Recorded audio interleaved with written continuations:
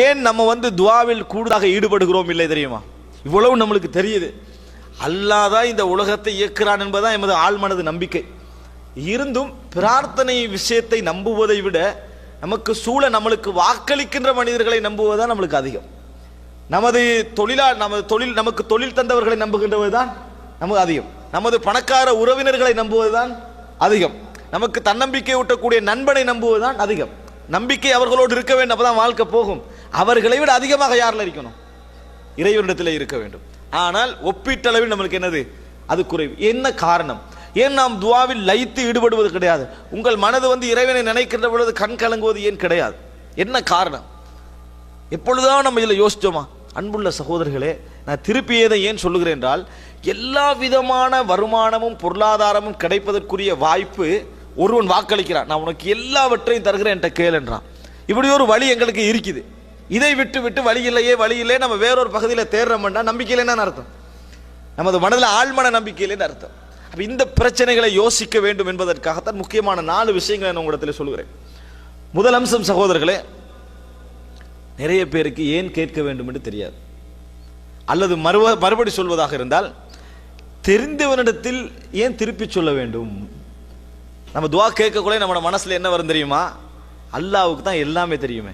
என்னை விட எனது பிரச்சனை யாருக்கு தெரியும்? அல்லாஹ்வுக்கு தெரியும். அதனால துஆ கேட்கிறவங்க கூட என்ன செய்வாங்கடா, யா அல்லாஹ் என்ன பிரச்சனை உனக்கு தெரியும், அதை என்ன செய், நிறைவேற்றி வை, முடிஞ்சது. இப்படி என்ன செய்யறாங்க? அவங்களுக்கு இதை ஏன் கேட்க வேண்டும் என்று தெரியாமல் இருக்குது. ஏன் நாம் பிரார்த்திக்கிறோம் என்பது தெரியாமல் இருக்கிறது. சூஃபியாக்களுடைய ஒரு கவிதை வரிகளில் ஒன்றுதான், ஹஸ்பி மின் சுஆலி இல்முஹு பிஹாலி. என்னை பற்றி இறைவன் முழுமையாக அறிந்திருப்பது நான் அவனிடத்தில் கேட்பதற்கு போதுமானது. அப்படின்னு என்ன கேட்க தேவையான அவசியம் இல்லை. அவன் என்னை பற்றி விளங்கி வச்சுக்கிறான். அதனால துஆவை என்ன செய்ய வேண்டிய அவசியம் இல்லை, கேட்க வேண்டிய அவசியம் இல்லை. அப்படியே என்ன செய்யறாங்க? சூஃபியாக்கள் ஒரு வசனம் சொல்வதை பார்க்கிறோம். அப்போ ஒன்றை புரிந்து கொள்ளுங்கள் சகோதரர்களே, பிரார்த்தனை ஏன் பிரார்த்திக்க வேண்டும்? நம்மளுக்கு ஒரு விஷயம் தான், இறைவனுக்கு எல்லாமே தெரியுமே. நீங்க ஒரு பிரச்சனைக்காக இறைவனுக்கு முன்னால 2 ரக்காத் தொழுது என்ன செய்றீங்க? கையேந்துறீங்க. அப்ப இறைவனுக்கு எல்லா பிரச்சனையும் தெரியுமா இல்லையா? ஏன் சொல்ல வேண்டும் அப்படின்னு நினைக்கிறார்கள். ஏன் சொல்ல வேண்டும் என்று நினைக்கிறார்கள். இதுதான் நிறைய பேர் அந்த துஆ விஷயத்தில் ஈடுபடாமல் இருப்பதற்கான, அல்லது கொஞ்சமாக ஈடுபட்டு விட்டு போவதற்கான காரணம். அன்புள்ள சகோதரர்களே, இறைவன் பிரார்த்தியுங்கள் என்று சொல்கிறான் என்றால் ஏன் சொல்கிறான் தெரியுமா? உங்களது பிரச்சனை உங்களை விட இறைவனுக்கு தெரியும். உங்களை விட நீங்கள் எப்படி அதற்கு வீரியம் கொடுத்திருக்கிறீர்களோ அந்த வீரியம் சரியானதா? ஏன்னா ஒவ்வொருவரும் சின்ன பிரச்சனைக்கு பெரிய வீரியம் கொடுப்பான், பெரிய பிரச்சனைக்கு சின்ன வீரியம் கொடுப்பார், அந்த பவர். ஆனால் இறைவனுக்கு தெரியும் அதனுடைய அளவு என்ன. நீங்க என்ன எதற்காக வேண்டி நிற்கிறீர்கள்? நீங்க ஒரு தீர்வை இறைவன் சொல்லுவீங்க, அதை விட பொருத்தமான தீர்வு என்ன என்பது யாருக்கு தெரியும்?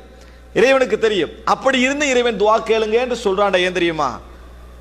கேட்கணும் என்பதில் தான் நீங்கள் அடிமை என்பதை நிரூபிக்கிறீர்கள். கேட்பதில் தான் நீங்கள் அடிமை. கேட்காவிட்டால் நீங்கள் அடிமை அல்ல. வாய் மொழிந்து சொன்னால்தான் நீங்கள் அடிமை. உங்களோட பிரச்சனை தெரிந்திருந்தாலும் நீங்கள் சொன்னால்தான் நீங்கள் இறைவனிடத்தில் அடிமை என்பதை சொல்கிறீர்கள். இறைவன் அதை அடியார்களிடம் என்று எதிர்பார்க்கிறான். நீ அடிமை இடத்தை நிரூபி. என்னது? நான் உன்னை வணங்குகிறேன் என்பதை நிரூபி. சாதாரணமாக உங்களோட உதாரணமே சொல்றேனே, நம்ம வெளிநாட்டில் உழைக்கிறோம் என்பதற்காக என்ன செய்வாங்க? பெரிய அளவில் உழைக்கிறாங்கன்னு நம்பி மக்கள் என்ன செய்வார்கள்? நாட்டுக்கு போனால் உதவி கேட்டு வருவார்கள். அப்போ உங்களோட உறவினர் உங்களிடத்தில் உதவி கேட்டு வராருன்னு வைங்களேன். அவங்களுக்கு தெரியும் இந்த பிரச்சனைக்கு தான் வாராரு, வளமையாக இதுக்கு தான் வருவாருன்னு உங்களுக்கு தெரியுது. ஒரு பிரச்சனைக்காக உங்களோட வீட்டுக்கு வராரு, இருக்கிறாரு. நீங்கள் டீ வைக்கிறீங்க, பேசுகிறீங்க, சுகம் விசாரிக்கிறீங்க, எல்லாம் செய்கிறீங்க. அவரும் சிரிச்சுட்டு ஒரு 10 நிமிடம் இருக்கிறார் வெயிட் பண்ணி. நீங்களும் 10 நிமிடம் வெயிட் பண்ணி இருக்கிறீங்க. அப்போ போயிட்டு வரவான்னு கேட்குறாரு. போயிட்டு வாங்கன்றீங்க. போயிட்டாரு. அவர் போய் வெளியே சொல்கிறாரு, எப்படி நான் எதுக்கு அவருக்கு தெரியுது, ஆனாலும் என்ன செய்கிறாரு? செய்யலையே. நீங்கள் என்ன சொல்லுவீங்க? அவனுக்கு கொடுக்கவும் வேணும், வாயை திறந்து என்ன செய்யலாது? கேட்கவும் இயலாது. திமிரு. சொன்னா என்ன, நான் கொடுக்காம வைக்க போறேன் அப்படின்னு நம்ம சொல்லுவோம். அற்பமான மனிதனுக்குள்ள பெருமை பார்த்தீங்களா? அவன் இதுக்கு தான் வந்தான்னு தெரியுது, ஆனா வாயை திறந்து சொல்ல வேண்டும் எதிர்பார்ப்போம். ஒவ்வொரு முதலாளியும் எதிர்பார்ப்பது தான். இவனுக்கு சம்பளம் கூட்டி கொடுக்க வேண்டும், இவன் இப்ப சரியான ரேட்ல 2 வருஷம் வேலை செஞ்சுட்டான், இவனுக்கு 500 கூடணும். ஆனா கேட்காட்டி என்ன செய்வான்? அப்படியே இருந்துருவான்.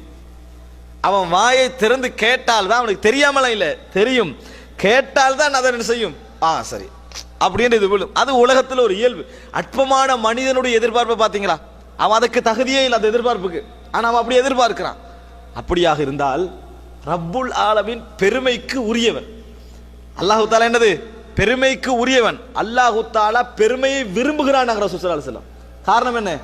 அவன் சிறுமை இல்லாதவன். இந்த உலகத்தில் எவராக இருந்தாலும் என்ன, அவன்கிட்ட சிறுமை இருக்குது. என்னதான் பெருமை அடிச்சிட்டாலும் சிறுமை என்ற ஒரு பகுதி இருக்குது, பலகீனம் இருக்குது. பலகீனமே இல்லாதவன் யாரு? அல்லாஹ். அல்லாஹு அக்பர்.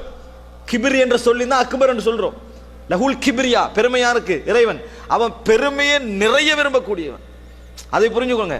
இறைவன் பெருமைப்படுத்துவதை விரும்பக்கூடியவன். உங்கள் பெருமை அவனை சந்தோஷப்படுத்த அப்படியெல்லாம் அர்த்தம் அல்ல. நீங்க அடிமை என்பதை நிரூபிக்கணும், அவ்வளவுதான்.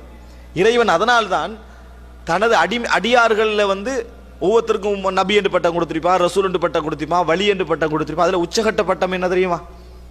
அப்து, அடிமை. அல்லாஹு தாலா உயர்ந்த இடத்துல ஒருவரை பாராட்டுகிற இடத்துல அப்துன்னு தான் பாராட்டுவான். அஷ்ஹது அன்ன முஹம்மதன் அப்துஹு வ ரசூலுஹு. ரசூலுஹு வ அப்துஹு அல்ல. முதல்ல என்ன? அப்துஹு வ ரசூலுஹு. அவன் இறைவனது அடிமை. அப்படின்னா என்ன? வேற எதுக்கும் அவன் அடிமை இல்லை. அதான் அது. பணத்துக்கு அடிமை இல்லை, உலக ஆசைகளுக்கு அடிமை இல்லை, பதவிக்கு அடிமை இல்லை. யார் அடிமை? இறைவனுக்குரிய அடிமை. அல்லாஹ் தஆலா ஒரு இடத்துல யூஸ் பண்ண எப்படி? வ இபாதுர் ரஹ்மான். இறைவனது அடிமைகள் எப்படி இருப்பார்கள் தெரியுமா? இறைவனது அடிமைகள் எப்படி இருப்பார்கள் தெரியுமா? அதே போல சுப்ஹானல்லதி அஸ்ரா பி அப்திஹி லைலம் மினல் மஸ்ஜிதில் ஹராம். அல்லாஹ் தஆலா இஸ்ரா, மக்காவிலிருந்து ஹரத்துக்கு அழைத்து சென்ற, இந்த பைத்துல் மக்திஸுக்கு அழைத்து சென்றானே, அதை சொல்ற நேரத்தில் முகமது என்று சொல்லாம, நபி என்று சொல்லாம, சுப்ஹானல்லதி அஸ்ரா பி அப்திஹி, தனது அடியானை அழைத்து சென்ற. திக்ரு ரஹ்மத்தி ரப்பிக அப்தஹு ஜக்கரியா, தனது அடிமை ஜக்கரியாவுக்கு அல்லாஹ் தஆலா செய்த ரஹ்மத்தை ஞாபகப்படுத்துதல். அப்து எங்க யூஸ் பண்றா? உயர்ந்த கட்ட இறக்கமானதுக்கு. அதனால புரிஞ்சுக்கங்க, இறைவனுக்கு மிக விருப்பமானது நீங்கள் அடிமையாகுவது. நீங்கள் எந்த அளவுக்கு இறைவனிடத்திலே சொல்கிறீர்களோ அந்த அளவுக்கு அடிமை என்று அர்த்தம். எந்த அளவுக்கு சொல்கிறீர்களோ அந்த அளவுக்கு அருகே அர்த்தம். நம்ம கூட ஒருவர்கிட்ட உதவி கேட்கிற இடத்துல என்ன செய்வோம்? ஒரு நிமிடம் தான் சொல்லுவோம், கூட சொல்ல விரும்ப மாட்டோம். மனசு என்ன செய்யாது?